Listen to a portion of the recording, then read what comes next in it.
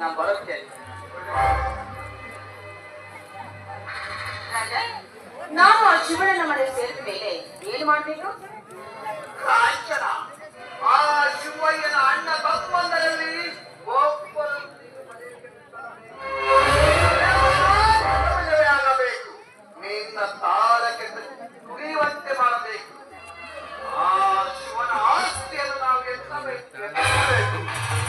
ಖಂಡಿತವಾಗಿ ನೋಡ್ತಾ ಇರು ರಾಜ. ನಾನು ಆ ಶಿವಣ್ಣನ ಮನೆ ಸೇರಿದ ಮೇಲೆ ಈ ಕಾಂಚಾಣಳ ಕೈ ಚಳಕ ಏನು ಅಂತ ನಿಮಗೆ ಗೊತ್ತಾಗುತ್ತೆ. ಉರಿ ಬಿಸಿಲಿನಲ್ಲಿಯೂ ಕೂಡ ಆ ಶಿವಣ್ಣನಿಗೆ ಚಳಿ ಹುಟ್ಟಬೇಕು. ಹಾಗೆ ನಾನು ಮಾಡ್ತೀನಿ ರಾಜ. ಕಾಂಚನ, ನನ್ನ ಆಸೆಯನ್ನು ಈಡೇರಿಸಿದರೆ ನೀವು ಬೇಡಿದ್ದನ್ನೇ ಕೊಡುತ್ತೇನೆ. ನಿನ್ನ ರಾಣಿಯಾಗಿ ತೇಲಾಡಿಸುತ್ತ ಕೊಡುತ್ತೇನೆ. ಖಂಡಿತವಾಗಿಯೂ ಮಹಾರಾಣಿಯಾಗಿ ಬದುಕಬೇಕು ಅಂತ ನಾನು ಬಹಳ ದಿವಸಗಳಿಂದಲೂ ಕನಸು ಕಾಣ್ತಾ ಇದ್ದೇನೆ. ಅಂದ ಮೇಲೆ ನಿಮ್ಮ ಆಸೆಯನ್ನ ಖಂಡಿತವಾಗಿ ಈಡೇರಿಸ್ತೀನಿ ರಾಜ.